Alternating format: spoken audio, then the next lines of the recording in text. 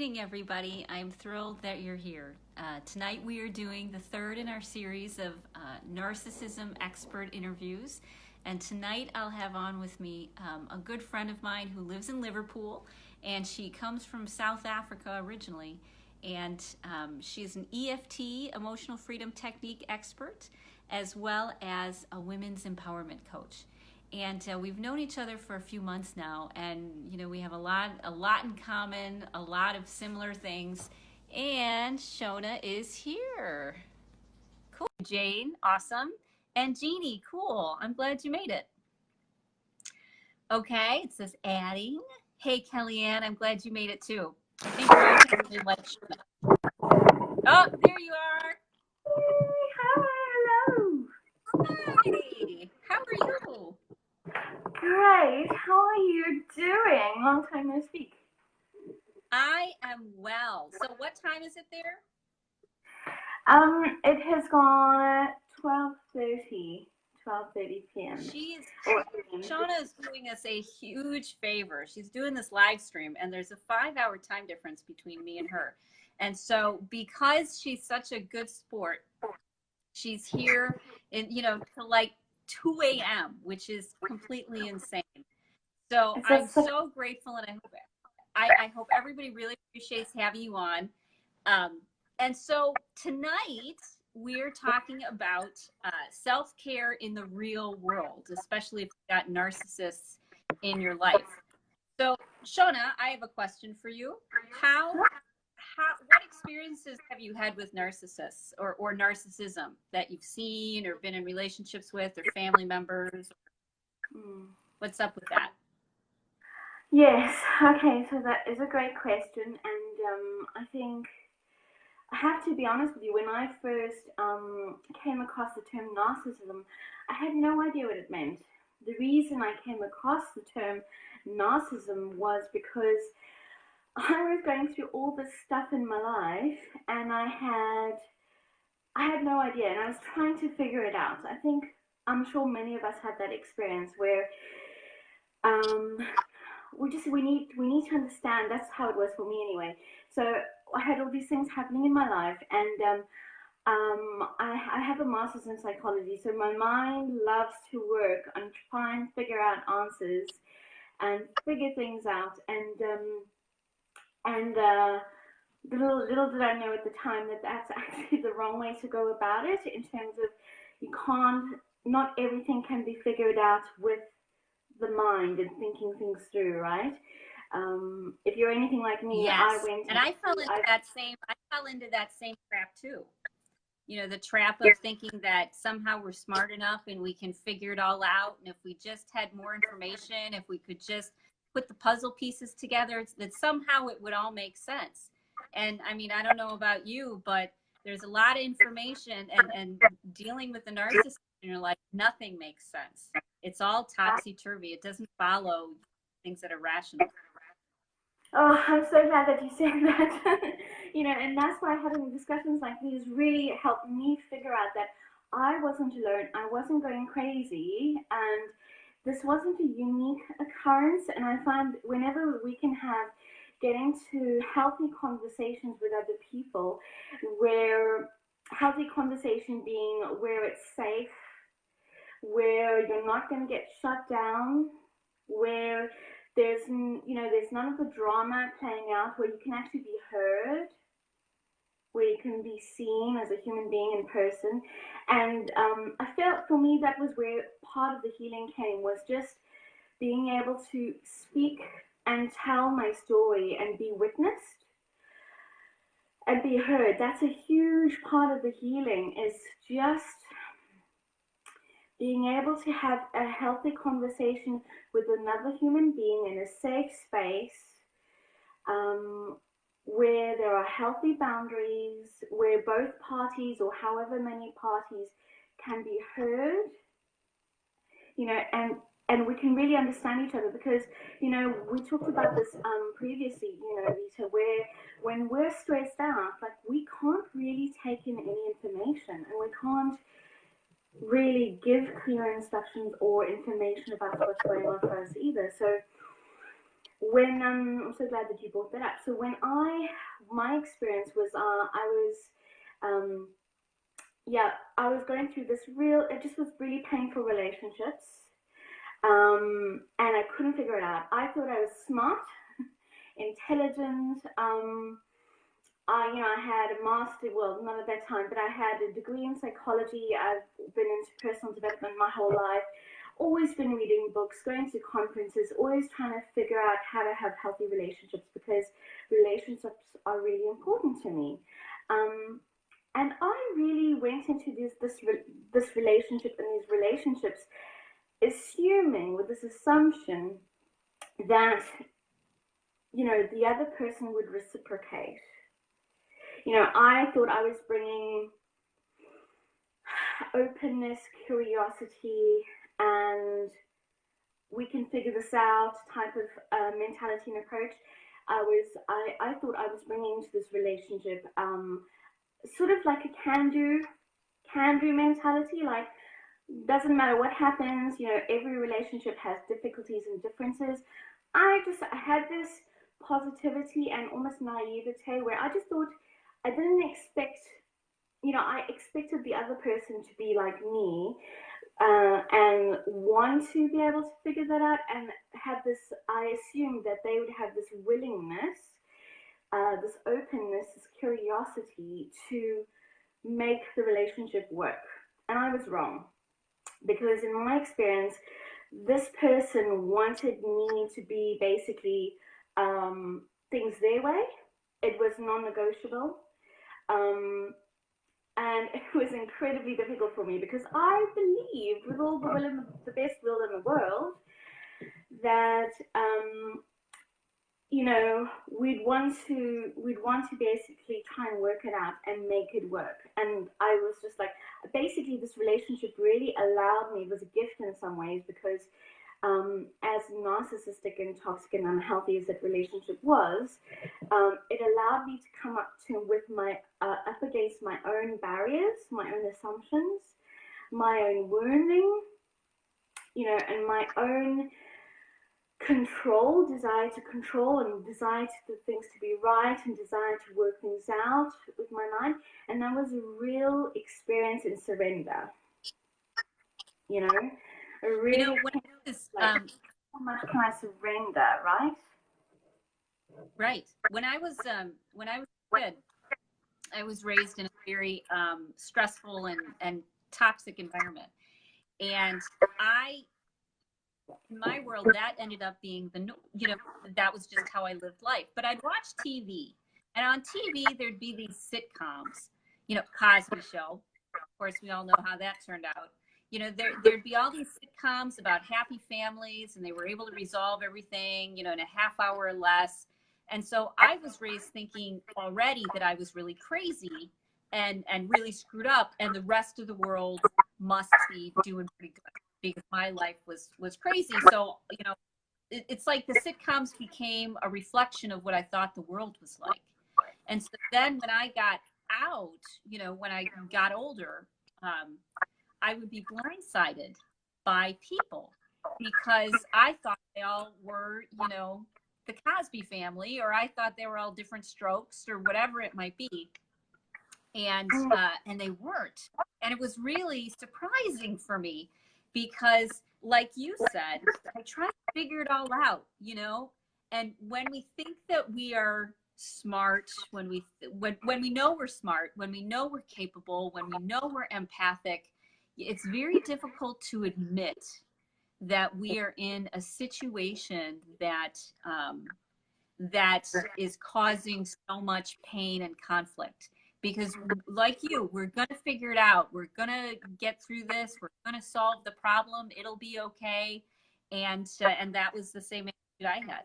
And then I found out that the world wasn't, the happy family that I thought it was, and that I actually was in a little over my head, and I needed support, and I needed to learn how do you really have connections and relationships with people when a good portion of the world is really self-absorbed. and really dealing with all of these unresolved traumas and pain and challenges. And it comes out, they've been able to sort of float along. You know, I almost think I was lucky because I knew I was screwed up.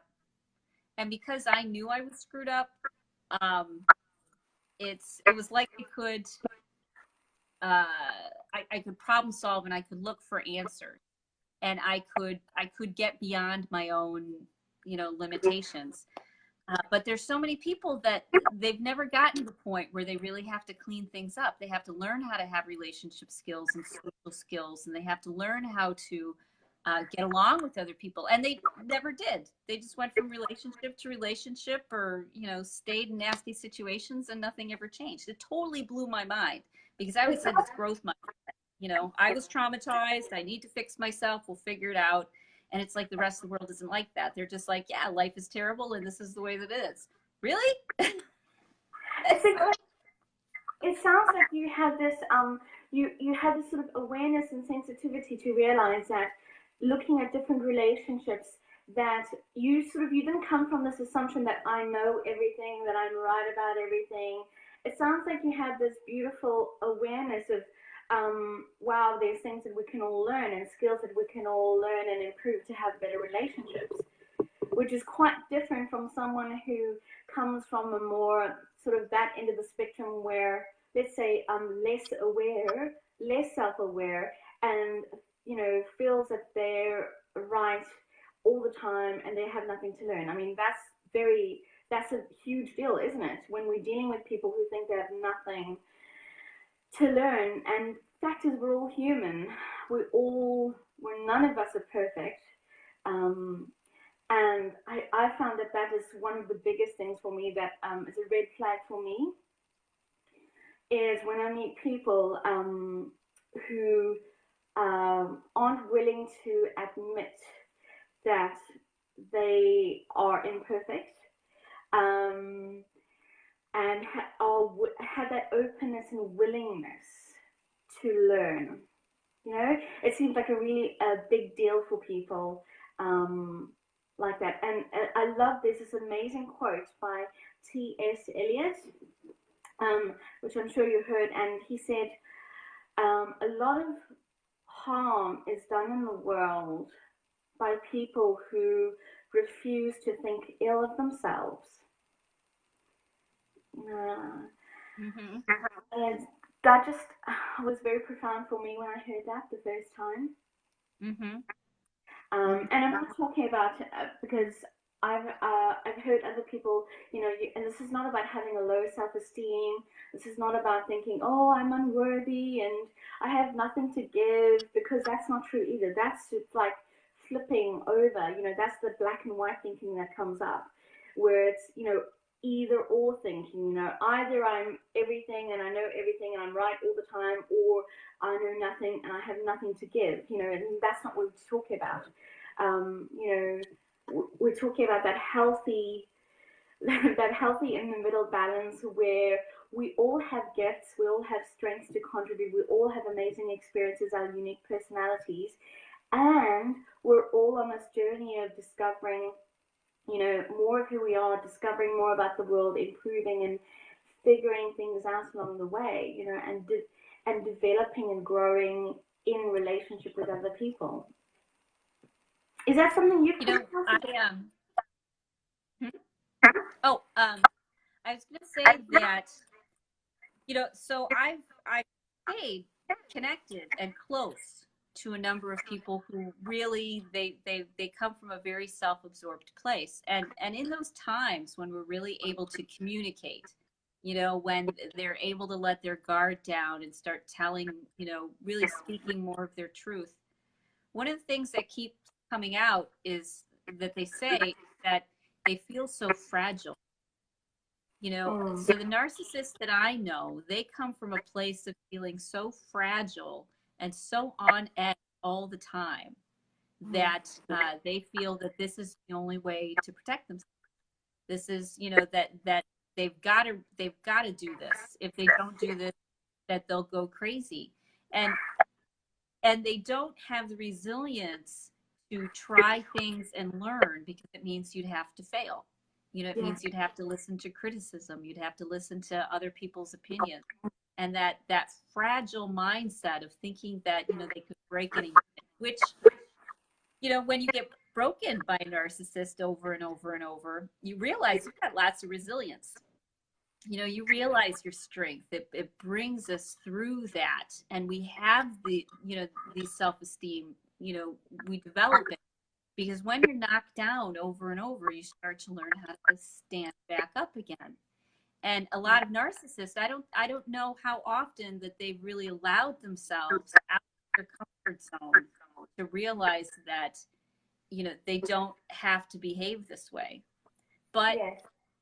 behave they do because that's the safest route for them to go. Hmm. Yeah, absolutely. And I think it speaks to that rigidity. People, if they're super rigid, again, it's that, healthy people, yes, we have principles. I'm including myself in that. We have principles and things that we won't stand, we won't budge on. Things that we value, things that we love, things that we're committed to. Things like decency, kindness, honor, integrity. And so those are the things that sort of I feel like we can sort of stand fast in and say, well, I'm immovable in that. Um, but there are other things in life that we need to be sort of go with the flow and more less rigid about that. And one of the things I've noticed is in my experience of people who are more controlling is things have to be a certain way. And there's that, I feel like that's where that rigidity comes in. Mm-hmm. Like same thing with what you just mentioned, there's this rigid way of thinking, like, you've got to hold it together. It's very rigid, and I can't let go, and I can't mess up, and I can't have a messy life when life is so messy. Right. Right. Yeah, and there's this massive, as you pointed out, there's this massive fear of failure, fear of being humiliated and embarrassed. And for me, when I hear you talk about that, it just almost evokes this sort of compassion in me, because that must be a really horrible way to live. Right. If you're constantly afraid of making mistakes and Mm-hmm. And constantly you can't have good relationships with anybody. You wonder why everything, doesn't work out, why you always fail. But as much as compassion as I have, what I've really realized is that first and foremost, I have to have compassion for myself.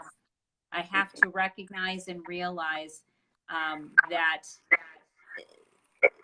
I need to make sure I do the things that keep me healthy and keep me balanced and stable. So what made you realize that you were in an unhealthy relationship?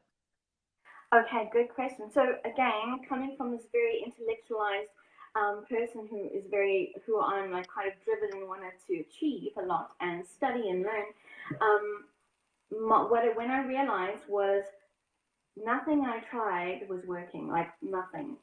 Nothing I knew from any arena. I was trying every strategy, and actually, that's the thing that kept me stuck, if I'm quite honest. That constant Mm-hmm. struggling to try to make it work one more time, constantly that repeating pattern of this time it'll work, I'm going to try this, that constant struggle is what I experienced. Like a problem that you want to solve. You're like, I will solve this. I will figure it out. And it keeps Yeah, us in that mind and not from getting really good support, which is what for me starts to, move me out of that victim. absolutely. You're so right. And I actually feel like I'm wondering if, people, women or men because men and women both experience this, it's that actual desire to that overachiever, that desire to I'll figure it out. I've always been able to figure something out. Of course, we can find solve a problem, but the problem is the only thing we can control in life is ourselves, and even that we have limited control and power over. And so when I try all these millions of strategies, and then I realized brick wall after brick wall after brick wall, I was dealing with someone who was not bringing that same openness and willingness to change and wanting to resolve it to the relationship as I was. I just couldn't figure it out, and I reached my own limits of my intellectual you know, my own pride of, oh, I think I can figure this out. And I just like really hit a brick wall. And I was looking online, trying to find some sort of information that would explain the madness that I was going through, the denial, the gaslighting, the lying, um, you know, all the stuff that was going on, the drama, the triangulating, all the drama and the pain. And I really couldn't understand because I was super committed to making this work. Super, super committed. And again, I think that really kept me stuck because I didn't know to look for these red flags. So finally, I went online and I read about this thing called narcissism, and there's just like a whole nother world. And it's very scary, you know, it really, really is scary. And you know, especially when you're learning about something new, like it's just the amount of information, like you were saying, the amount of information that's available online is so overwhelming. You know, it can be really overwhelming. And that's when I got myself into support. Counseling is amazing. Therapy, talk therapy, coaching. I've invested in coaching. Um, and that has been really amazing. And of course, and I think the big difference here when we're talking about self-care, Rita, is the difference between like where my focus was. So during the relationship, and I think this is really key and really important, during the relationship, my focus was on trying to fix the relationship by myself, trying to fix and help and change them, and trying to find different strategies so that we could cooperate in this relationship and we could be happy. And the real difference started, and I've also noticed in a lot of online groups and narcissist sort of abuse recovery programs for narcissism, that you know a lot of the focus can be in the initial stages on them, like what they've done wrong, all about them. You know, when you're delving into anything like or learning all about narcissism, and then we can sometimes fail to take that amazing focus and energy and turn that in on ourselves.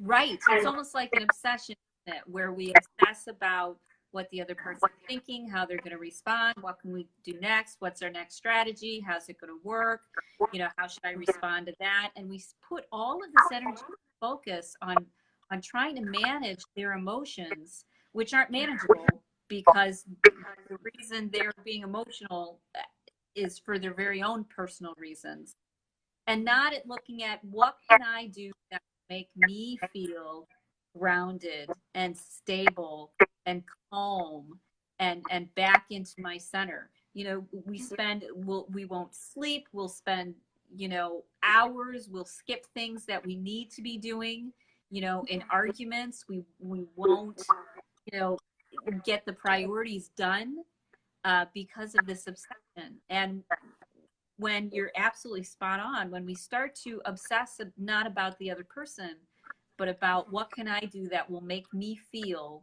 the best that I can feel, because that's how I can handle it. That's what I can do. I can do the things that nourish and nurture me and make me strong so that then I can decide, do I want to stay? Do I want to go? You know, are they too far along the narcissism spectrum and I have to, you know, cut them off, or or is it, you know, are they wounded and just need some support in processing through, you know, what's going on, and can I be the person that helps them through that? Those are all questions people have to ask themselves, you know, if they're going to have a if they find themselves in a toxic relationship like that. absolutely, absolutely. And I want to, and I think you've highlighted such an amazing point in that, you know, we sort of were, as you say, trying to control the other person's reactivity, like sort of trying to figure out how we can cooperate and achieve things, you know, like whether it's just basic things every day or events or anything that can happen, just normal life, and you have this unexpected drama, you know. You're so right. The focus is on them, and for me, my reaction was all about like how unfair it was, how wrong it was, you know, how things were ruined, you know, events or anything like, you know, the effort that you make, and you just feel so unappreciated and unacknowledged, and it's like in this relationship, the only thing that mattered was that person's, their world, their opinion. And so I think that, at that point, I think, whenever we're going in something, I don't think we realize how much power and control we do have in those situations, power to sort of step back and realize we don't need to let somebody else's mood, somebody else's day, somebody else's opinion ruin our health, our stability, our centeredness. That is super powerful.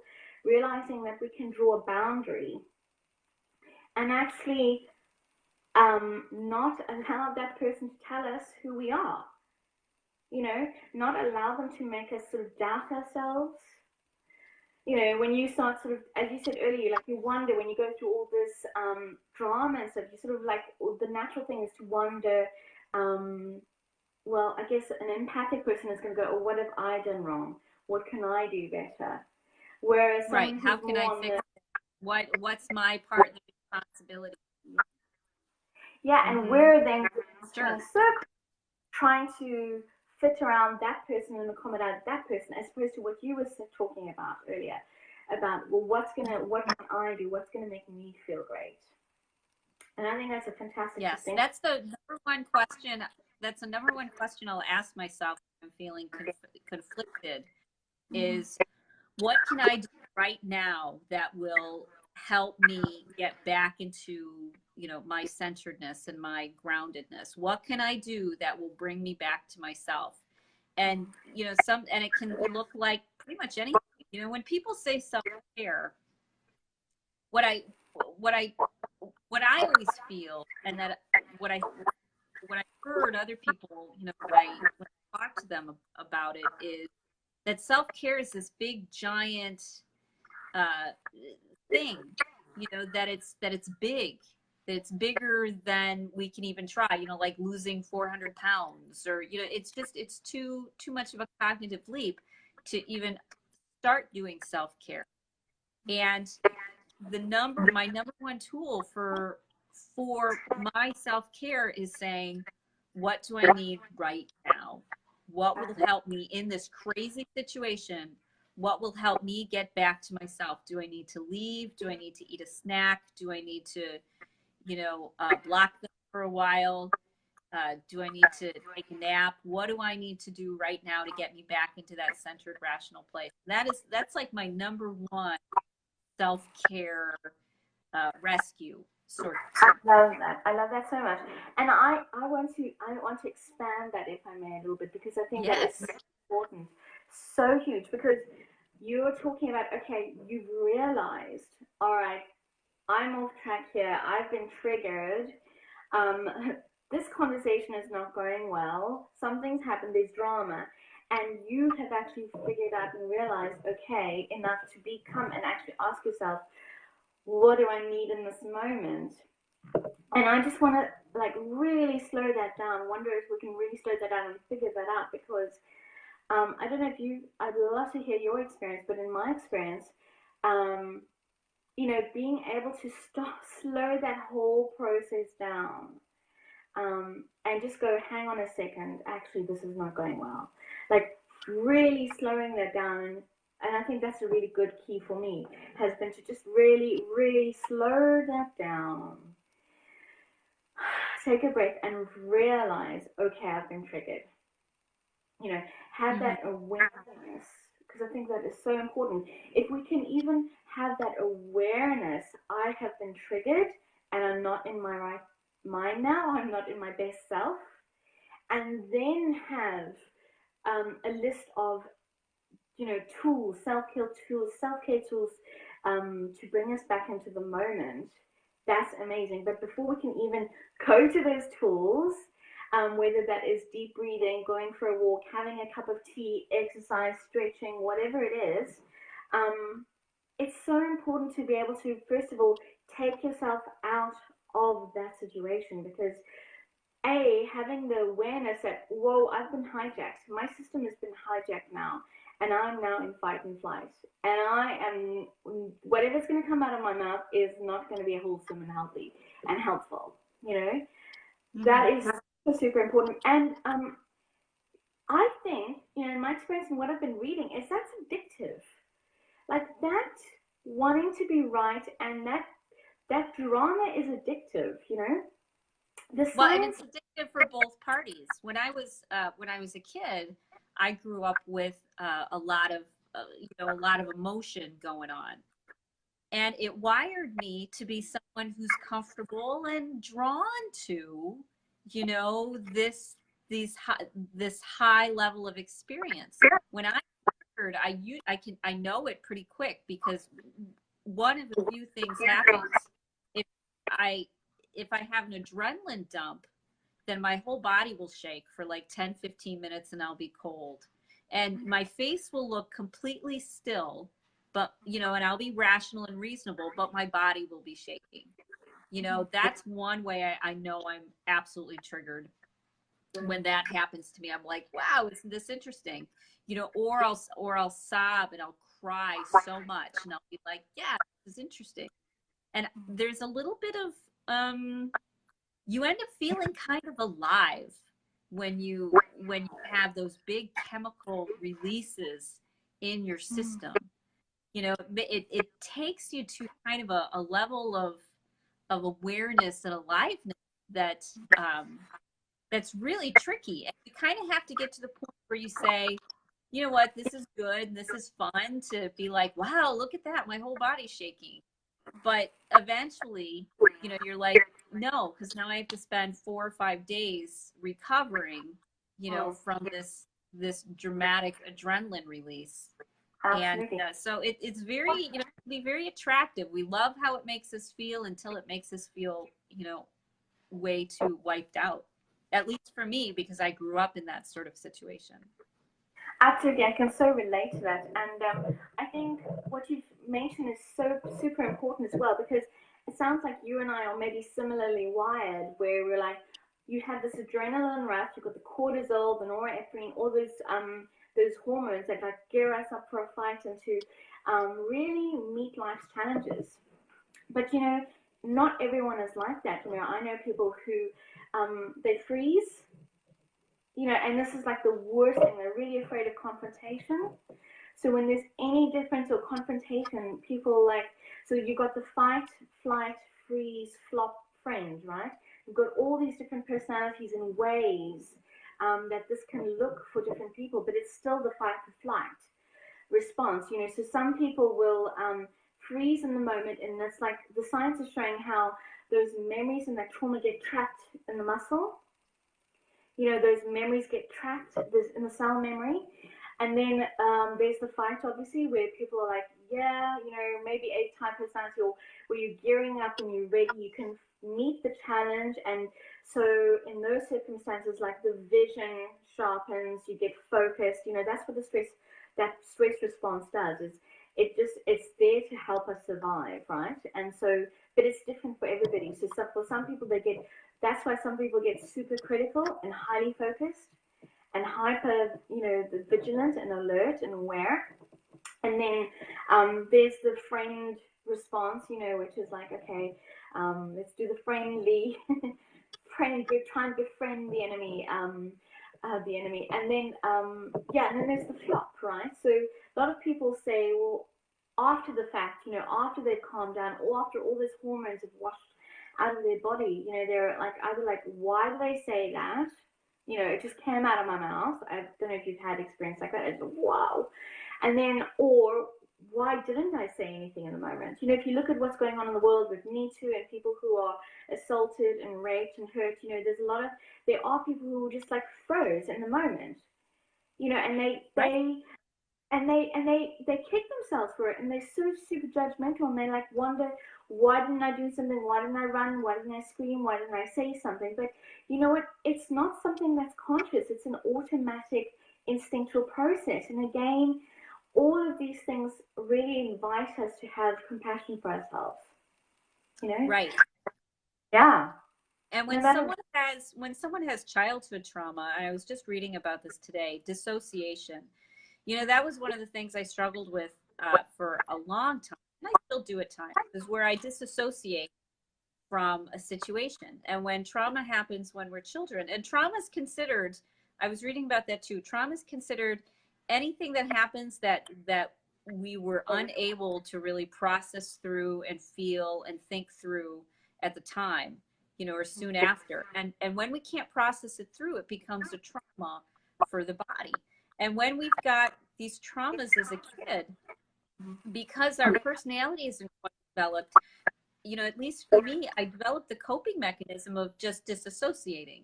You know, when something would happen, I would just leave my body. You know, I'd leave the experience. And that's a really tough one to get over too. You know, how do you stay present when you really, you know, just want to check out and not pay attention to anything? And so that was one of the struggles I had to get over, is how do I actually stay present when I could just disassociate? You know, it would be like, well, I could just take, you know, drugs and then it would all be better. But it's still there when you come back. We add, and I think it's fantastic that you know what your pattern is. We all have a pattern. You know, some people leave, some people spin and dissociate and procrastinate, and they're, again, as you said, they're not present. We all have these different patterns. Some people go into battle, you know, want to solve and fight the problem and resolve the challenge. Other people go up into their heads and just think, okay, we'll become super detached and logical about it and just, you know, remain cold and objective, and try and analyze things, you know, and solve the problem logically like that. And then other people sort of go into this emotional meltdown, right, where it's like like there's just a lot of tears and emotion and drama. So we all have these different patterns, and again, it's useful. It's, again, I think it's gold dust. It's good for us to know what our pattern is and to notice when we're going into those patterns, and then come back to that beautiful question you asked earlier about, okay, so I'm noticing that something's going on for me here. I don't know what it is, but being able to observe that and say, that's interesting. You know, what's going on? Investigate, and what do I need? You know, what do I need right now? Mm-hmm. Sometimes I need to let myself be whatever emotion that I'm feeling, you know, because in my body, as I said, I'll get the adrenaline dump, or I'll sob uncontrollably, you know, or I'll pee myself. That's absolutely been an option in my life. And there's this very physical response. And when we try to cover that up, when we try to push it back down, that's what causes a lot of problems health wise. But when I let myself, you know, not feel ashamed or not feel guilty or not feel bad or not feel manipulative, even though, you know, the narcissist will like to say you're using your tears to manipulate the situation. You know, when I just let myself experience my emotions in the moment, it means that actually on the other side of the argument, I can come back so much better. I can get over it, you know, because I'm like, I had an emotional detox. And so I'm just okay with whatever I'm feeling in the moment, no matter if it looks bad or, you know, it could be ridiculed. I don't care. I'm just going to be present with it so it doesn't end up locked in and making me sick later on. I think that is so profound, Rita. That is so profound. You know, so many people judge themselves and are critical on themselves and harsh on themselves and then feel guilty for having emotions and for needing to cry, you know.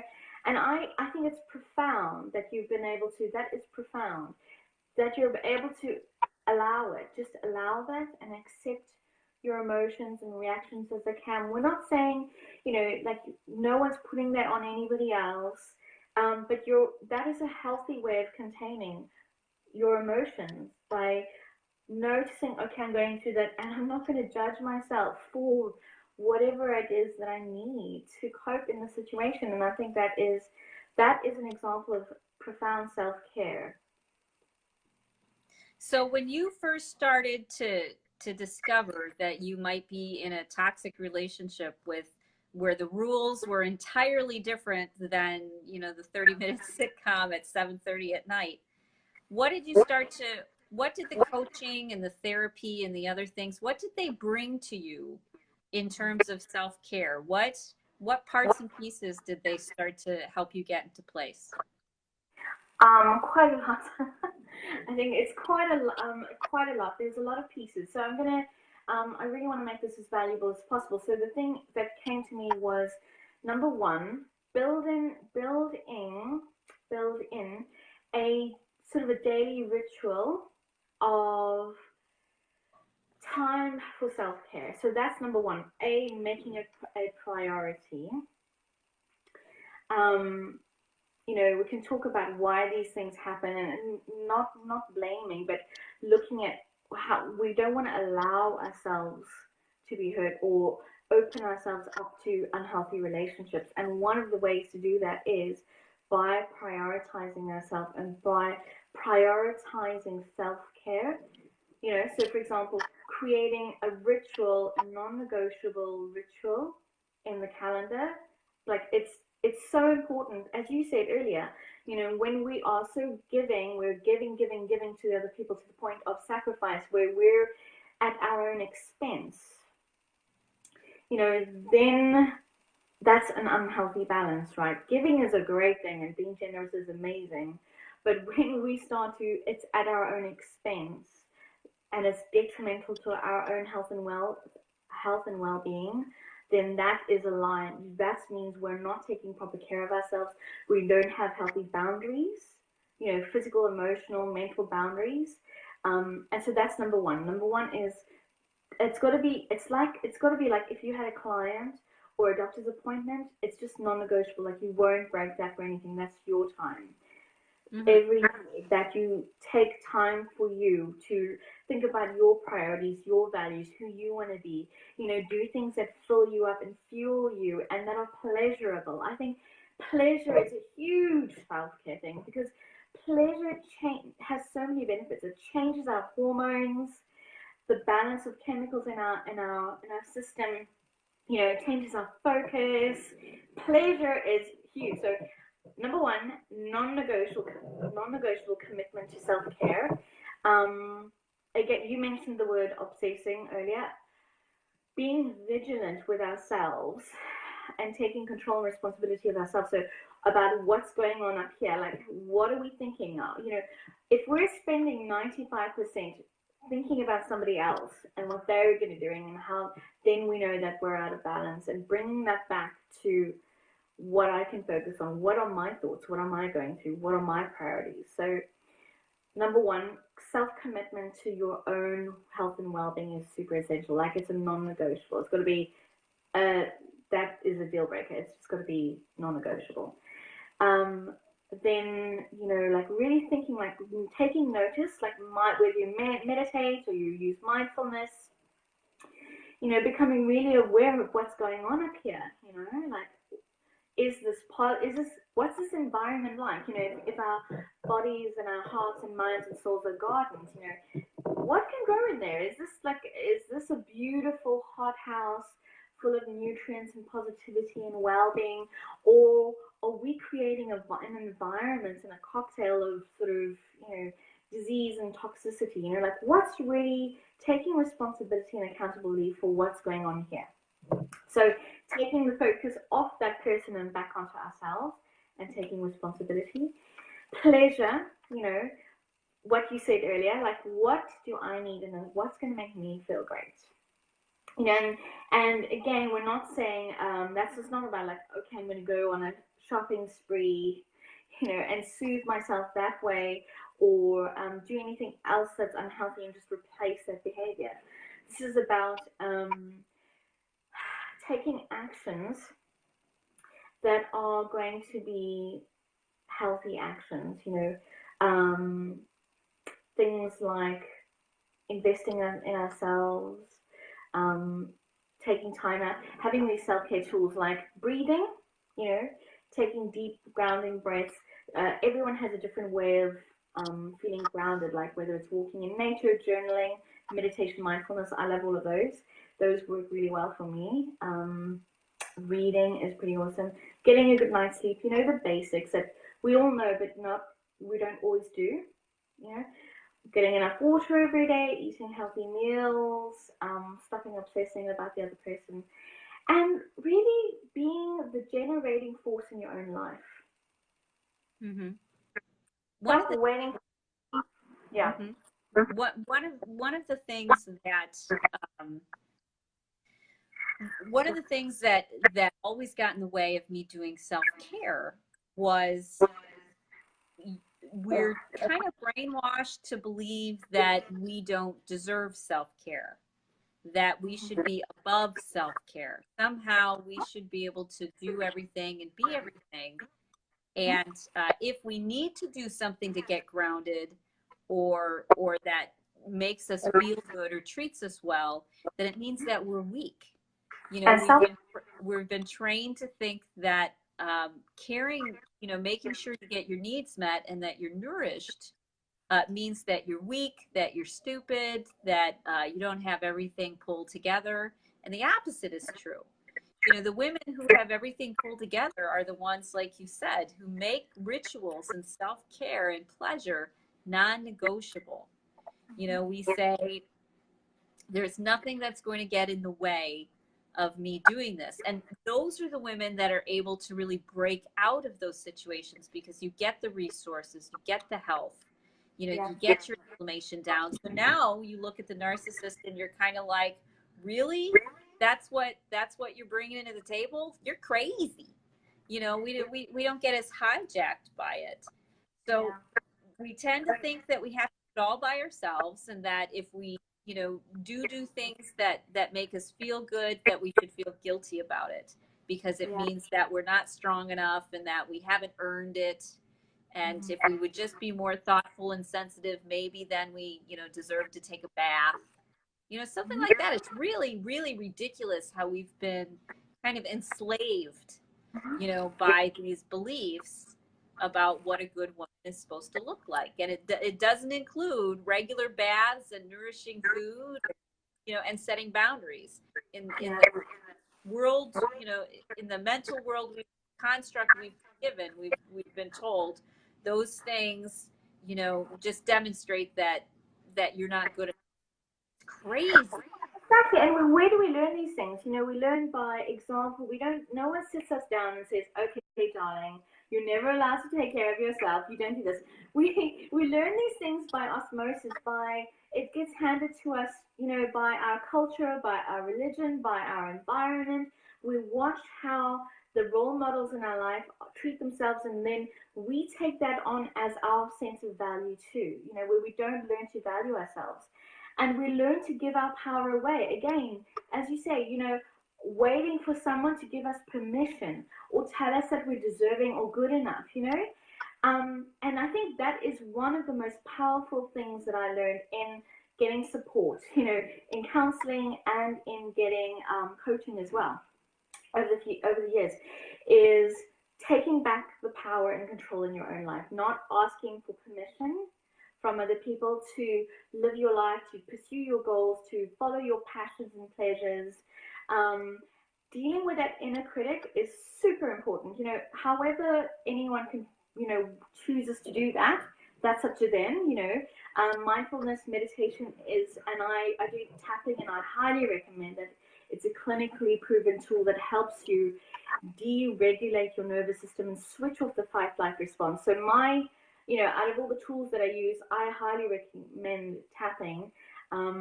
You know, since I've been qualified, I just use it all the time, and I've seen with my clients how powerful it is. This is one of the most powerful tools in the world.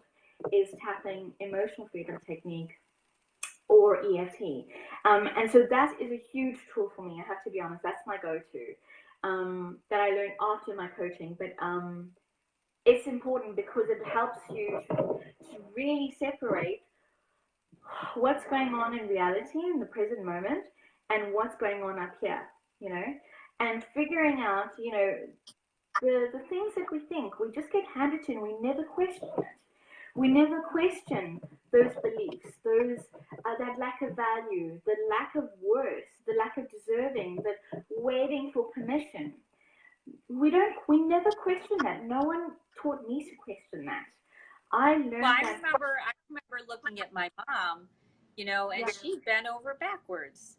Yeah. She did everything. She never stopped. I mean, it was crazy. And that was passed down generation to generation. I mean, her family was a family of farmers, who you worked hard and worked the soil and didn't get a break. And that just kept getting passed down. And sometimes we wonder, we say, why do I react this way? Why am I not taking care of myself? Why am I in these relationships without recognizing that we were almost shaped or trained to be victims?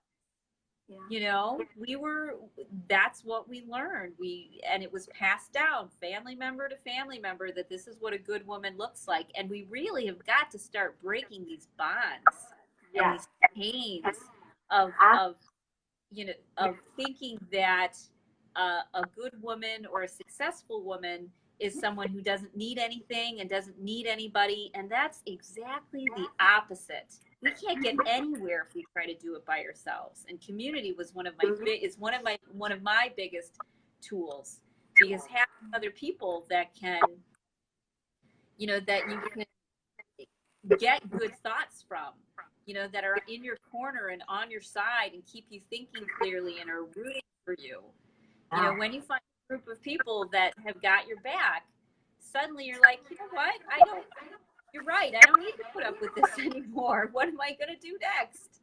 Yeah, that's amazing. And just, that is profound, Rita. That shift from having that aha, that insight and awareness that is possible. That is profound. Having that awareness, I had that too. Like, wow, you don't have to, this is so different. Being in a healthy environment where you can be witnessed, there's no competition. There's not this unhealthy backstabbing, this drama, this passive aggressive behavior, and just realizing that it's possible, the shift is possible to have a better, healthier, there's a better way. That is profound. And you know what? I also want to honor what you say about how we get things passed down to us. And I also want to say that part of that is also recognizing how, I'm just going to take some water, how lucky we are to have all the resources that we have.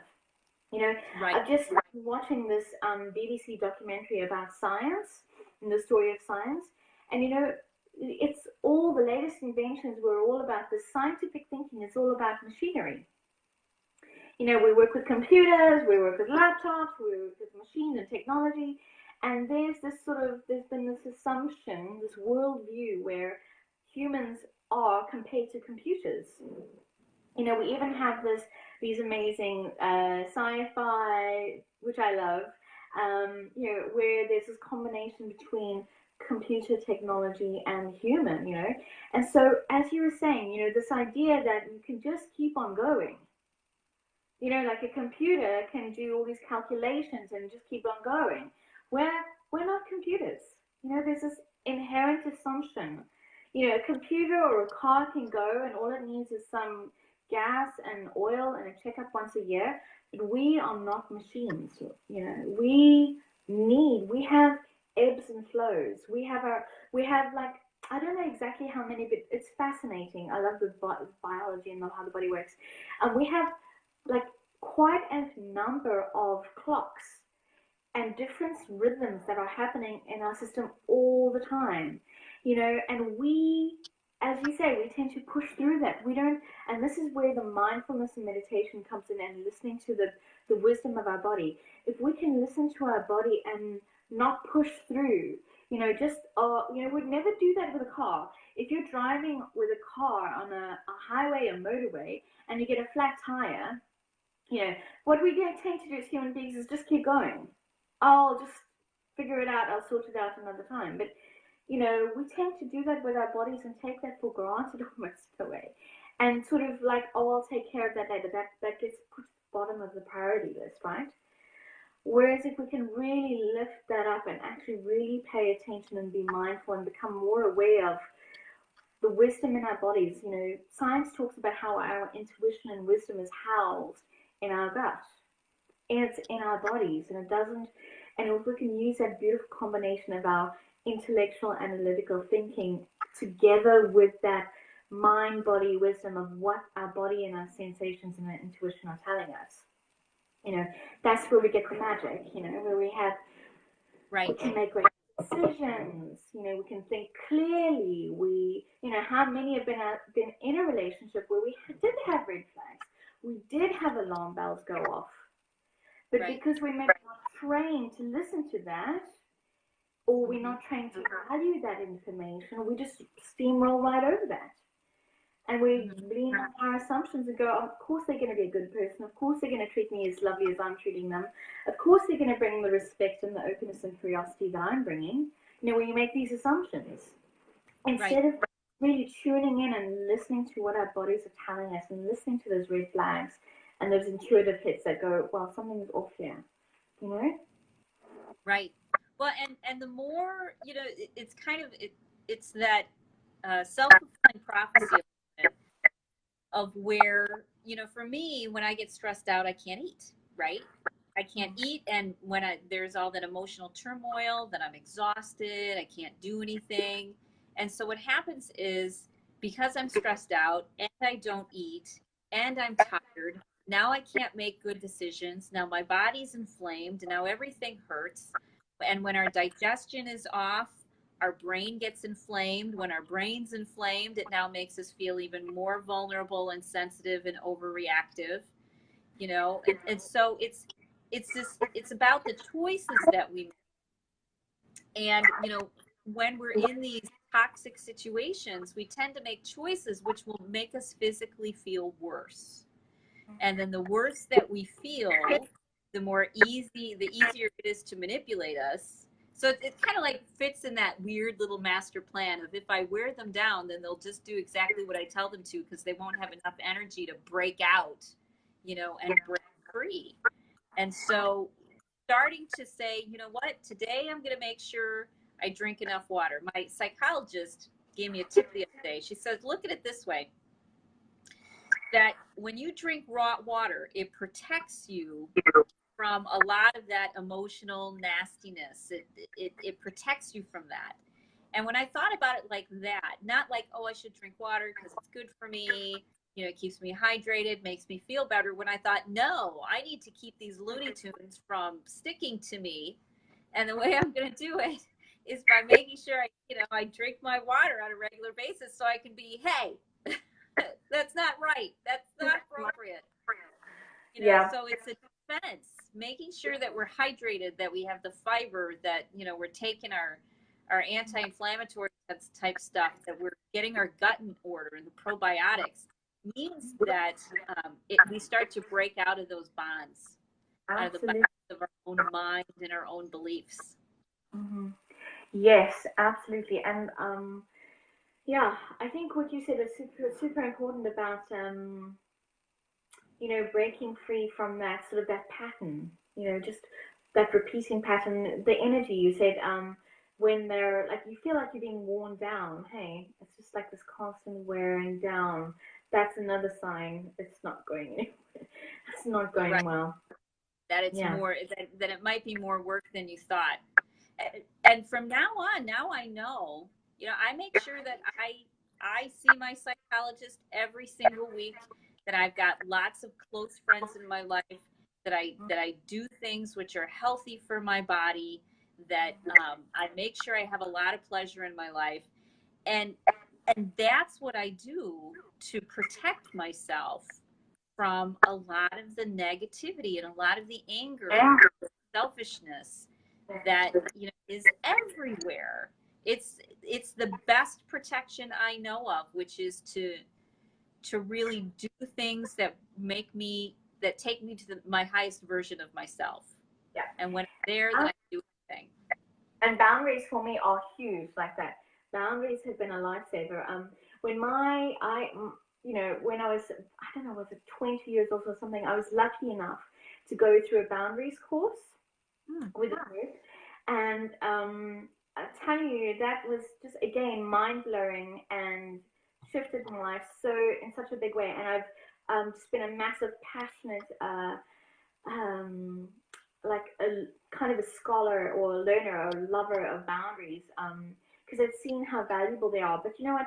When you're not in that, when you're not filled and you don't have that energy and that, I don't know if self-esteem is the right word, but it's like you have um, this energy and what's the word I'm looking for?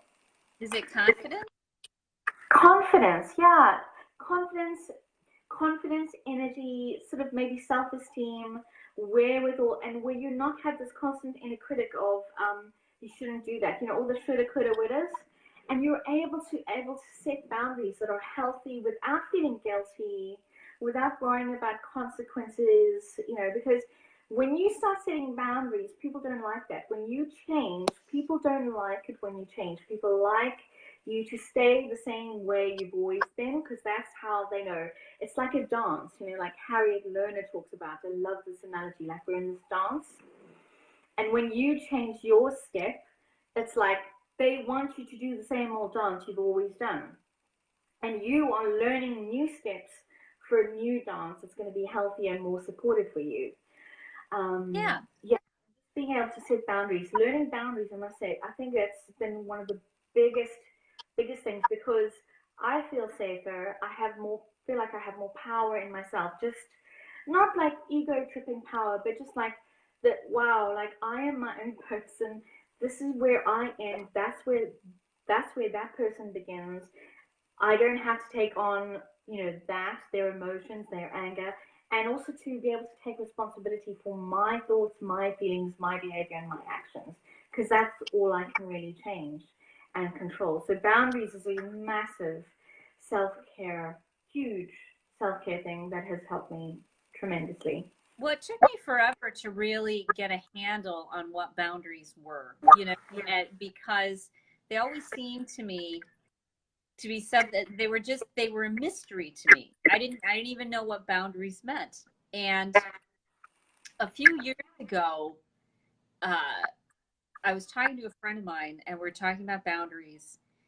And it was boundaries are rules that you set for yourself, for the experience that you want to have. It really doesn't have anything to do with the other person. It just says, this is the experience that I want to have. And so I'm not going to allow you to speak to me that way. I'm not going to allow myself to feel upset. And it can change day to day or moment to moment. If I say to myself, I'm not going to allow myself to feel upset. So if something's making me upset, then I'm going to do something, to get myself grounded again. Now you're, confidently walking away from the situation. Now you're, hanging up the phone or not texting because you're saying to yourself, it's not about how do I make the other person do something? How do I make them stop? How do I make them be nice to me? How do I, get them to figure out what the right thing is to do? Now it's, you know what? They're going to be exactly who they are. And my job is to make sure that I don't let them treat me that way. And if that means that I have to leave, that's what I do. And it's neat when you start, telling people, I'm sorry, that's my boundary. Now I need to go. Because you're not playing anymore, because you're not part of, the jitterbug that they're doing, they have to change their behavior so that if they want to keep you around, if they want to keep you in their life, now they have to figure out what to do to make you not walk out of the room or drive Actually, away or pick up the I phone. don't know if I would have been able to set the boundaries that I've set and change the things in my life if I didn't have someone that I could go to, like my coach or a group of people who are super supportive. Because, we don't pop out the room with, here's a manual, here's boundaries, here's how to communicate, here Right. how to resolve conflicts. I wish. If I didn't have my coach and a group of supportive, healthy women around me to cheer me on and for me to bounce ideas and say, well, like that didn't work, this happened, what do I do now? And to manage how I felt about it because I felt so guilty. You feel guilt, all these things when you set a healthy boundary, which you shouldn't really, but it's, you whenever we learn a new skill, it's never going to be perfect the first time and we're going to make mistakes, and being able to manage that. I don't think I would have been able to do that without my coach and being surrounded by positive, supportive, loving people. who were able to be encouraging and not get hooked by their own stuff, because that I Yes. think is that's what happens in these unhealthy relationships. People don't realize if you tell someone a story about something that's happening to you, and either they've gone through it themselves, or they've heard it, or they have a judgment about that, they're not going to be able to give you an objective. They're not going to be objective. All their wounding and stuff is going to come out at you. Right. It's just going to be a whole, this whole projection thing. So, you get hurt, it's all this stuff. And it's basically because they're not able to separate, okay, that's them, this is me. Even for example, Rita, if you and I go through the exact same thing, the exact same experience, we'll have different, this if the exact same thing happened, we'll have different experiences. So, and without having that amazing non-judgmental support, I don't think I would have been able to be strong and learn to be so solid in myself and in my boundaries and feel grounded with that, instead of going into that negative spiral of feeling guilty and that inner critic of why did I do that? I shouldn't have done that, and try and then again get back into that dance. Right. But see, we have to actively, at least for me, I had to actively look for healthy people because, as you said, if somebody still has their own judgment around it or fear around it, and a lot of people do, but they've got their own unresolved traumas, then you share with them. And this happened to me actually as a kid. When I was growing up, I was under a tremendous amount of stress and I was emotionally isolated. And one day when I was like 9 or 10, I went to my grandmother, who lived a couple hours away. We were happy to be visiting her. She didn't know me very well. I didn't know her very well. We saw each other like twice a year. And I said to her, I'm having a really difficult time in my family. And because it was she couldn't look at it. She minimized it and brushed it off and, oh, you're taking it too seriously. Or even when I had problems when I was older and I went to a doctor and I was like, hey, I'm having this problem. Well, relationships are hard. You just need to work harder at them. And so we have to really seek out and develop relationships with healthy people. And a lot of times, the healthiest people are in the business. We are the coaches, we are the psychologists, a lot of unhealthy people too. But, I always found I have a better chance to find somebody who's got their head on straight and can be present and helpful to me if they're already in the business somehow. And I'm like, yeah, I'll pay for it because there aren't enough people who can be that good of friends, that can really be that solid because they just have so many of their own issues they're still working through. Absolutely, and that's why I'm such a great believer and stickler for. I do my own work as well. When I'm a coach, but I do my own work. I'm constantly doing my own work. I'm constantly looking at myself and trying to get healthier, as healthy as possible. And I'm a firm believer. I won't work with anyone. I won't pay anyone. Doesn't matter how good they are, if they're not also invested in doing their own work. They don't necessarily need to be in therapy, but someone who's done a lot of work is usually a really good bet.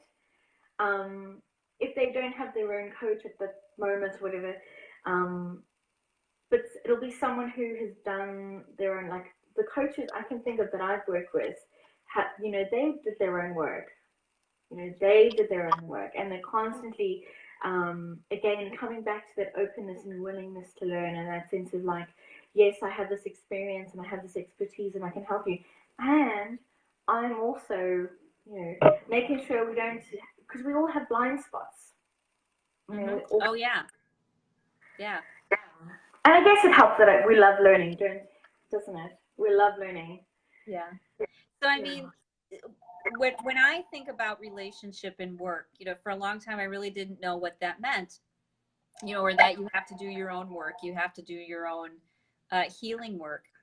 And what that meant to me was this is a lot of work. feeling things and crying or being aware or not defending yourself or setting boundaries, they use up a lot of energy. They use up a lot of focus.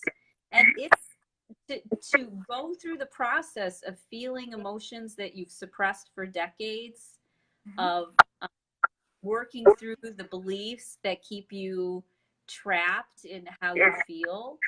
That's exhausting. It's a lot of work to heal ourselves. But I've also found that my life has gotten better and better and better and happier and more peaceful and more grounded. So it's like you have to put the work in with some faith on the front end. Like, I don't think this is going to work and this is really hard and I don't like this too much. Then you start to find as you do it, then you feel better. Your body doesn't feel so much. You're not so tired. The people around you aren't so um, they aren't trying to get so much from you, and it's a better balance of give and take. Absolutely agree with you. I will say that yeah, we've all been there, where we think, oh, if I start crying now, maybe it'll never end. Maybe I'll just have this river of tears and it'll just be never ending. If we after we've held stuff in for so long, it can feel like that. We can have that fear that, well, if I let go now, I've been holding things together for so long, maybe I'll just be a puddle and I won't be able to achieve everything that I want to achieve and do and be so functional. But like you, I found, doing the work, I came across tons of uncried grief that I didn't know I even had. But you know what? On the other side of that is joy, pure joy, lightness. Um, just again, more possibility and belief in what's possible. And I just think that that is really priceless. That feeling of joy. And like looking around and going, you know what? It's been so long or whatever, and I just things are calm. You have this like, resilience, as you said earlier, just resilience, and instead of getting stuck in these repeating drama cycles, can actually take that focus and think, what do I want? What do I want to create? Mm-hmm. What again? Back to pleasure. It's an incredible antidote for a lot of things. Yes. what what can I create? What experiences do I want to have? Because You life is start breaking out of the pain and anger and numbness, and you start looking towards a future because you've got the power to create it. That's part of the way that toxic people and narcissists kind of keep us stuck in that pattern, is because we don't think it'll ever get better. That this is it, and no matter where I go or what, it's going to be the same thing no matter where I go. But there are really better jobs. There really are more balanced, functional people out there. And when you become somebody who uh, who is just as functional and just as healthy, that's when you find them. yeah. When you're stuck in that pain, then you look like a mess and people really don't want anything to do with you. Yeah, and you know what? You mentioned something about struggle. Like we can get used to the struggle and thinking that it's going to be hard. That old chestnut. Oh, relationships are hard. Just work harder. And actually, that's what kept me stuck in that relationship. Well, I'll just got to work harder. I'll just try better. And I've really been playing with recently. I'm open to it being easy. Right. Because that's one of the vows that we make. One of those beliefs, those limiting beliefs that we inherit, is that it's got to be hard. We get addicted to the struggle, Right. addicted to pain. Mm-hmm. It shows that our body, it gets addicted to the pain. We get this trauma bonding. Mm-hmm. So it's like when we're in that situation and we're triggered, our whole system is hijacked, and it's like an addiction. Mm-hmm.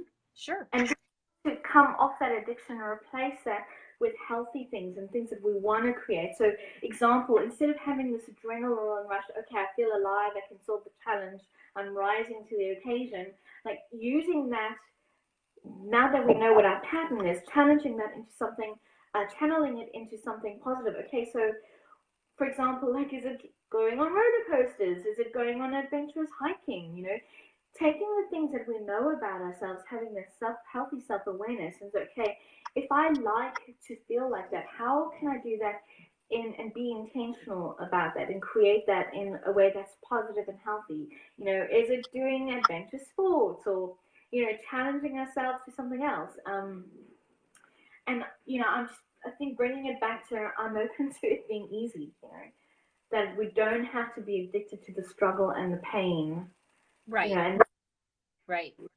At first, when I first started getting to Native American spirituality, there was the part of me that would say, okay, I want to work through this. I want to heal this. I want to push hard.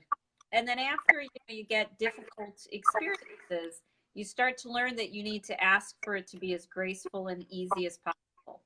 I don't want to work this hard in order to get along with people. I don't want to do that. I want it to come easy. I want it to come natural.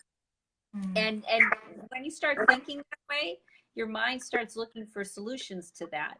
When you start adding those little addendums, like, I don't only want to get fixed, I want to get fixed in the most pleasurable, easy, wonderful way possible. And when you start thinking that way, then you start problem solving and coming up the ways that will work. We don't have to do things in the most painful way to justify anything, or to feel like we struggled so hard. I thought about worthiness the other day, and I was actually thinking about other people who had businesses, and a friend of mine, Tara from Australia, was on the other night. She was talking about Hugh Hefner, and she was talking about how he was a complete narcissist and a control freak, and the women who kind of broke out of that. And I was thinking to myself about worth. Oh, maybe I'm not worthy to have a really big, successful business. And then I thought, wait, Hugh Hefner was a complete jerk. He didn't deserve to have all of the success and wonderfulness that he had in his life. He didn't, quote unquote, deserve that.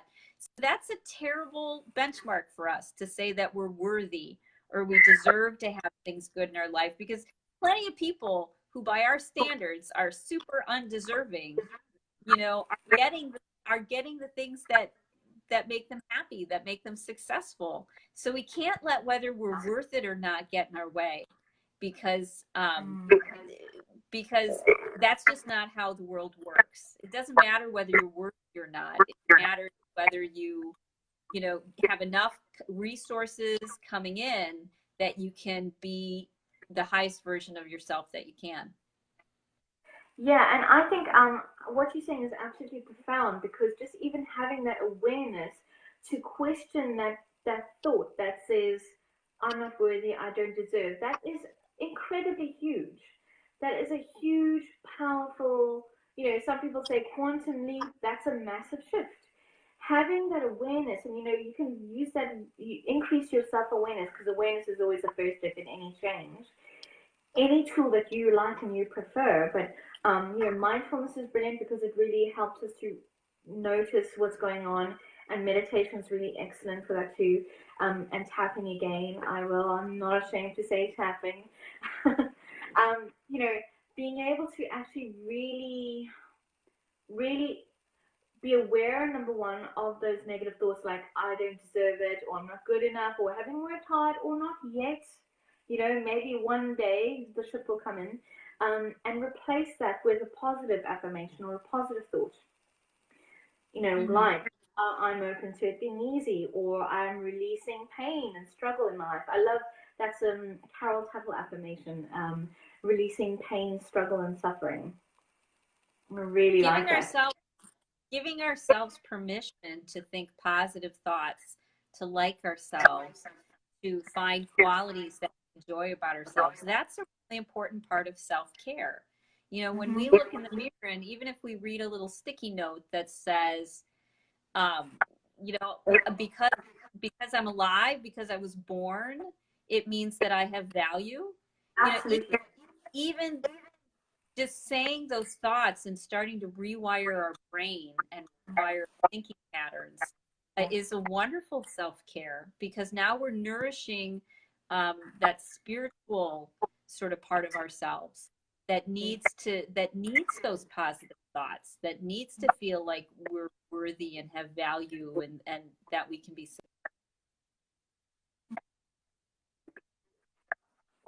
Yeah. Absolutely, and not just spiritually, like mentally as well. I think that's there's this interesting study, and I think it's worth mentioning because some people it's about how we get ourselves to perform and do well in life. And there's this interesting study, and I was actually talking to a friend of mine who was really sick, really sick recently. And we talked about inner critic and stuff like that before, and she's like, "Oh, I'm fine." But then when she got ill, she said, "Oh, I'm so hard on myself. I'm so hard on myself, and I'm so impatient with myself, and I'm so sick of being sick, and I just want to get better." And I was like, opportunity moment here.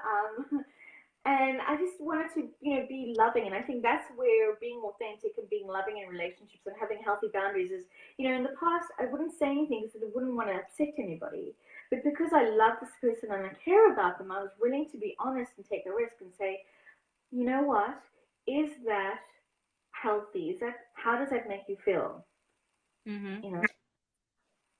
I had a friend who would recognize that around them were a lot of negative people. They worked in a very negative environment where anger and frustration, that was perfectly acceptable to go and kind of minimize and belittle. And so they decided to do an experiment when someone came out and started kind of pointing and spitting at them and, and yelling, they yelled back. And then after a few, and met them toe to toe. And after a few minutes, they said, "Now, is this the way that we want to do things? Is this the way that we want to communicate and relate to one another?" When we care about somebody, I think it's important to recognize that they're struggling. It doesn't mean that we have to give everything to them. It doesn't mean that we have to sacrifice ourselves. But when someone's struggling, and they don't know why they don't have good relationships, they don't know why they can't get along with people, it's usually because nobody ever really told them, except maybe in the heat of battle, when they were in the middle of the fight. When you care about somebody, you want to let them know things that they can do, how they affect you, how they affect the people around them. And by saying something, to me, is the greatest act of caring. I had a close friend of mine who had children, who had been estranged from their children, and now their children were adults, but they had a lot of anger and frustration. One day, they had a, a big meltdown, a big blow up on my friend. And my friend looked at it like this. They were grateful that that their child felt comfortable and safe enough to express all of that pain and all of that anger that they were going through. So they didn't take any of it personally. They were just so glad that the communication had started. And so when we talk to people that we care about, it's important to communicate to them about how they're affecting the people around them, because otherwise they're going to stay trapped for the next 10, 20, 30 years. Same thing. I also think that, in an ideal situation, if we can train ourselves, if we really ask ourselves, what do I want to get out of the situation? Do I, A, just want to blow up? Do I want the relief of sharing my emotions? Okay. Or what's my goal here? Do I actually want to have a resolution and a healthy relationship? If we can slow down and really ask ourselves, like, imagine and visualize, how do we want it to go? Because blowing up, I'm glad that in that situation, the person was able to step back and not take that personally, although that must have been painful, and say, wow, I'm glad that, that's incredibly compassionate. But I don't think, that's not the ideal situation, is it? The ideal situation would be able to be if both parties, or however many people, are able to speak in a way that the other person can hear them, you know, and communicate so that they're representing themselves in the best way possible, that there's honoring to themselves. I had to, you know, when I said to myself, this is who I want to be in conflict situations, that's who I really am. For example, if I want to be kind, I want to be patient, I want to be considerate, even in conflicting, I want to be generous, even if someone's not being generous with me. Those are decisions that we get to make about who we want to be in those heated situations. And I think if we're hijacked in the fight flight, we can't really be those people that we want to be. And that person can't really hear what we have to say. And it kind of defeats the purpose. So, Right. ideally, a healthy way of dealing with would be for that child to go and process their emotions first. So whether that's write a letter that you're never going to send and burn it, or journal, or talk to someone safe, um, or whether it is going to take up a boxing class, like whatever it is, to first process at first tap. For me, I'd recommend tap it out. Do use EFT, use emotional freedom technique. Tap so that you're not coming to this conversation with this massive charge and this massive energy and this massive expectation for that other person to behave in any sort of way. You can come to the conversation in a calm, cool, collected way where you're detached from the outcome and you're committed to being your best self, like showing up with, the values and so what happens is when you're able to do that in a relationship and have a conversation, you are honoring yourself and you're honoring that other person as well, regardless of how they act. You can always look back at that and you don't feel shame of how it went, and you don't have to feel guilt because you know that you've acted um, in your own best interests, regardless of how they act. It'll still be painful if they, cause drama, but I think I like to be able to live with myself, I like that feeling. I Right. like the feeling of being able to be okay with myself. Like, yeah, that didn't go the way I wanted it to go. I would have loved it to have a different, better outcome, but I did my best. Right. I Right. like the feeling of not having to feel shame and guilt, you Mm-hmm. know? I think it's important to fortify yourself sometimes ahead of time so that you can stay in that place. So if I know that something's going to be a little bit more difficult, that's when I start breaking out, my herbal tea. That's when I start getting out my chamomile and and my lavender oil, and that's when I start doing the things to fortify me. Typically, I think what people do is they wait until they feel damaged and then Yeah. try to fix how they feel. But we've got so many natural tools out there that it's like if you use the tools first to get yourself into a good grounded balanced place, now you can ask for the raise or address the situation or stand up to the coworker, or whatever it may be, because you fortified yourself first so that you would stay out of the fight or flight, so that you Yeah. would stay in a place of being present. Because when we're hijacked by that, then it's like all bets are off. Yeah. So I sometimes tell women they need to get mad before they're really mad.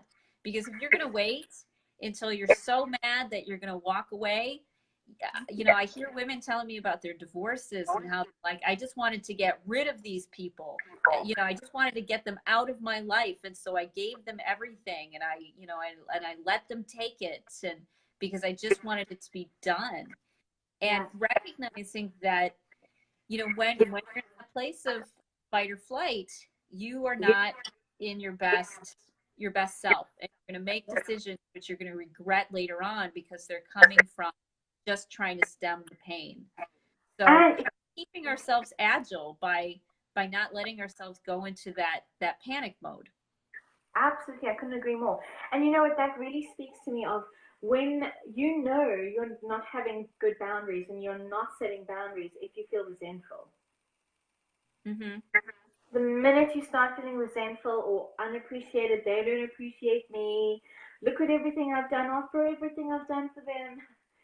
Right. You know, giving is not coming from this I'm going to selfless giving place. You're giving expecting something in return.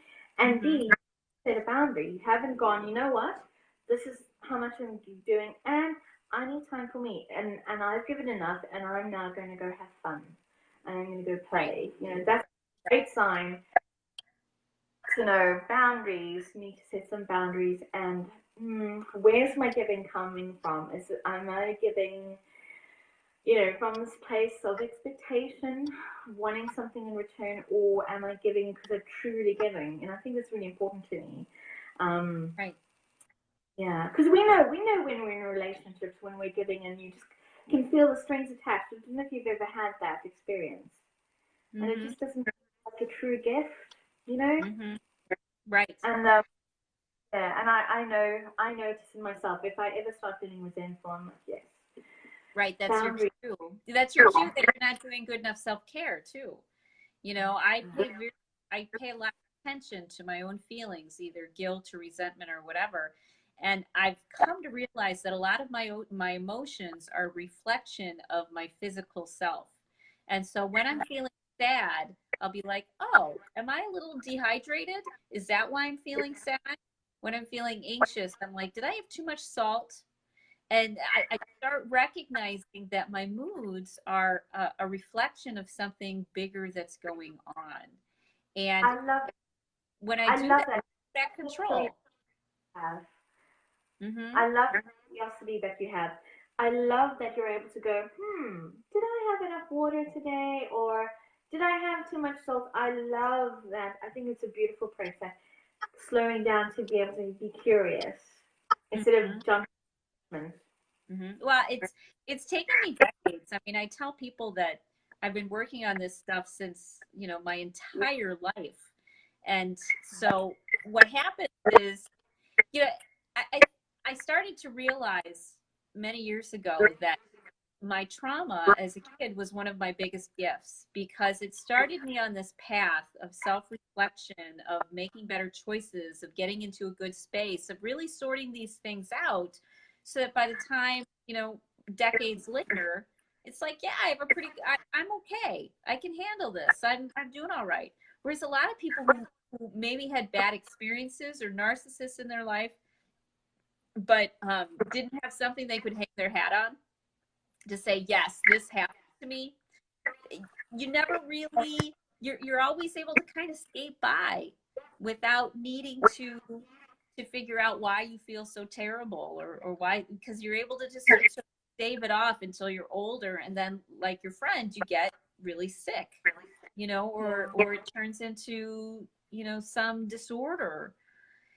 So, you Yeah. know, a lot of women didn't have the opportunity to have decades to process through these and come to these insights or epiphanies about, oh, my anger is related to the fact that, I'm not digesting things and I ate dinner too late.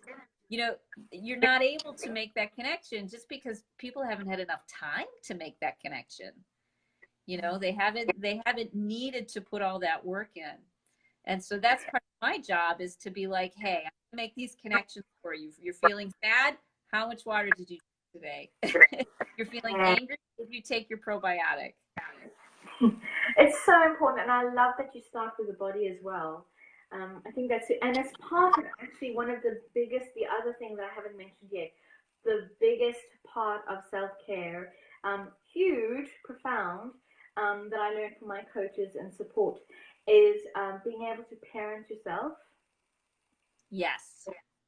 being able to sort of say, okay, because we all go through life and we go through this experience, and some people may say, I had an incredible childhood and it was amazing, it was all wonderful, and there was nothing wrong with it.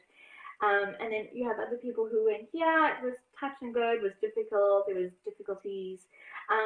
And regardless of that, you get to a point where you just have to realize You can't continue to blame, whether that's your parents or partners or the narcissist or someone who's super controlling, some external circumstance, and be able to then just decide, okay, create that for yourself.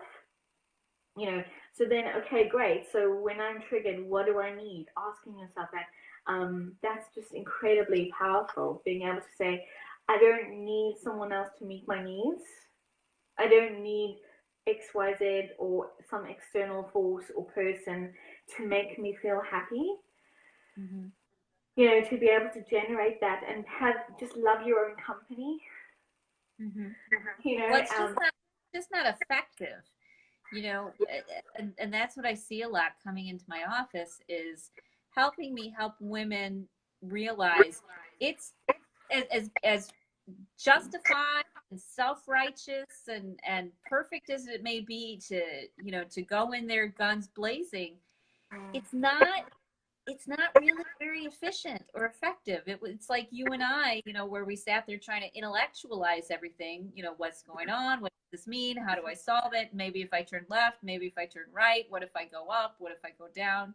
You know, that's a very inefficient way to solve these problems. But when we come back to ourselves and back to our intuition, which is really, you know, asking ourselves that question, our intuition, I find, a lot of times is asking a question and looking for the answer. You know, that's my intuition for me. It's not really vague. It's more like, hey, I have this question, and then the answer pops into my head as to what it is. yeah. So when the focus goes from how do I control this situation and this person, how do I make it stop, how do I make it change, whatever, to what do I need right now? Just asking the question starts to turn that energy around, and our intuition starts speaking to us then. I think that's so important because, you know, there can be this sort of inner conversation happening for people in their heads going, um, that person should know what I need. They should just know. That person should know what I need and meet my needs automatically, you know? Right. Before we get to that point, before what that looks like beforehand is having this unspoken expectation of that person should just know, right? And that's where the Mm-hmm. frustration and anger may come in. Like, that person isn't meeting my needs Mm-hmm. and they should know, and it's up to them to meet my needs Mm-hmm. without making the effort to, first of all, know what we need ourselves, Mm-hmm. and to ask for that in without self-righteousness in a Mm-hmm. many different ways to so that we can get our needs met. Mm-hmm. I think that's super important. Have you come across that in any of your working with clients for yourself? About meeting needs. Yeah, and that's really the efficiency thing.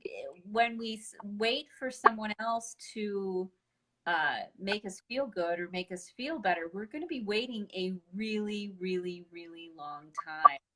You know, because other people have their own lives they're living. They've got their own things that they're thinking about. It's natural for us to be thinking about our own world and our own problems and our own existence. And you're going to stand there a really long time Yeah. if you wait for somebody else to step up. And it feels very almost like you're being victimized or disempowering. But when you Mm-hmm. start putting things in place where you're like, these are the needs that I have. I need community. I need conversation. I need water. I need, you know, movement and activity.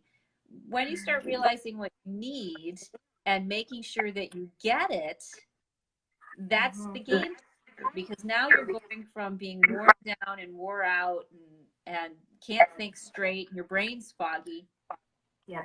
to being nourished, Yeah. to your body being happy, to your mind being clear, your gut, you know, keeping your inflammation down, your energy level up. And so even if you're in these situations with people who are, you know, toxic or angry or, you know, or aggressive, because you feel good, because you're doing things that make you feel good and that are nourishing you, you're in a much better place. Yeah. And so then, you know, when I did an ad a couple weeks ago, and for the first time, I had somebody who's kind of an internet troll, she came on and, said all sorts of crazy things about me. I had no idea who she was, but it didn't really bother me. I mean, it bothered me enough, but it was more like, oh, well, this is interesting. Whereas if I'd been run down and worn out and exhausted, I would have, been really upset by that. I wouldn't have been able to handle it. And then my energy and what I brought to the table would have encouraged it, would have made it worse, would have turned it from somebody who, looks like they're mean spirited to now this big, long, drawn out soap opera, in the comments section on Facebook, which you see a lot of people do. They've got these crazy long arguments in the comments section of, article that's been shared. It's nuts. And Twitter too. Twitter, yeah, and again, I think it's the way that it's done as well. Because if people come from this place that I'm right and I know I'm right, and that's okay to know that you believe in what you're saying, but if it's coming from this place of self righteousness and no one gets the message, that there's no conversation, it's not really a dialogue. It's just about being right, and being the victim and what the other person did to them. So I'm so glad to hear that you had a troll on your Facebook and you just weren't triggered by it. That's great. Well, it was interesting because, when she finally said something that had gone too far, I said, okay, that's my boundary. And it was neat because even just by putting in there and telling, this person that this is my boundary, that freed me, because what it did was I give myself permission not to respond anymore. I give Yeah. myself permission to not engage, to not have a comment, to not care. And it's not that I don't care, but to not invest all of this energy and time, into Yeah. someone who needed more therapy than anything, who was troubled. So it's, when we set that line, it frees us because it gives us permission to think about what we need in order to be balanced and whole, and not expend all of this energy on people that they're comfortable in, in that conflict. They like it. It's where they swim, and it's not where I swim. And it's like, well, I don't like it, but I'm sure if you keep looking around, you'll find somebody else who does. I'm Yeah. looking for the people that have a dialogue with me, that can communicate. Conflict is a normal part of life in terms of there will always be differences and differences of opinion. So that's if I mean, so like things may conflict. There may be pressure, time pressure, conflicting schedules, conflicting ideas, conflicting priorities. So I think it's we're never going to be able to go through life and there's never going to be a problem. So there may be differences of opinion, those sort of things, different values. But again, being able to have a conversation where both, or however many people are, parties are sort of in their right mind and have this idea of like what they want the outcome to be. Going in to the conversation with the intention, I want to connect and I want this to go well and I want us to find a solution, is totally different to going in the conversation feeling wrong, feeling like you're in this there's going to be the blame game. Mm-hmm. Uh, Right. it's just It's taking your own power back and saying, this is who I want to be. This is how I want to feel. This is the experience I want to have. And when you do that and give yourself permission to do that, that's what starts to change all of the, what's going on around you then. Because um, now you're not as entertaining, I think. yeah, So because you're not as entertaining, I had a great mentor who said, be who you are, and you don't have to get rid of anybody, because they'll get rid of themselves. They won't like what you have to say. They won't appreciate your opinion. They won't value the experience that you want to have. And so when you let yourself kind of be yourself, and that's the big fear, isn't it? That if I'm myself, then everybody's going to leave. And I think this is what we're trying to tell, women, and everybody especially, is you there are a lot of people in the world, a lot of people out there. And just because the people in your circle, are at a certain level in the ocean, doesn't mean that there aren't a lot of other people out there that are healthier, that are balanced, that can communicate, that want to have good dialogue, that are doing their work. There's a lot of people like that out there, but you have to look for them. You have to actively seek them out, and you'll find that you'll be interesting to them because they'll appreciate, and think it's profound and awesome that that you do these self-care things and that you have these insights and understandings. Yeah, absolutely agree. I love that. So empowering. So, do you know what time it is? No, I don't. Let me have a look and see what's going on in the phone. I actually don't know. No. I It don't says, either. yeah. Let me see. I'm going to try and do this. I don't know if it's going to go off though. I just don't want it to go off. Okay. Yeah. No, I don't know what the time is now. Okay. No worries. Well, I'm thinking it's just about time for us to wrap up. It feels about that way, doesn't it?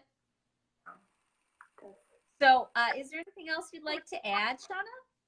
No, I just think that's such an important conversation to have, and I'm glad that we could sit down and chat. Yeah, and I hope it's been helpful to anyone who's been listening. So yeah, I've enjoyed it. I had a lot of fun. I'm so grateful that that you came tonight and you stayed up late to do this, and you're such a good friend. Thank you. You're one of the people that people need to seek out. Oh, You it is know, so fun. that if they're looking for, that coaching or they're looking for that support, you're absolutely, one of the people that has done her work. And Thanks. when you find somebody like that, it's kind of gold, because it is, it's not common. A lot of people don't put that time and effort in, and so you have to, keep your eyes open, have people jump through a few hoops, and only give that, that energy and that time to people who want the same things that you do. It's very cool. So thank you for being such a wonderful part of my life. Such a pleasure. The feeling is mutual, Rita. You're Very amazing. I love cool. you. Very cool. Well, I will see you soon, and I hope you have a great evening and get some sleep, okay? I will. Have a good one. Thanks. Bye. Bye. Thanks.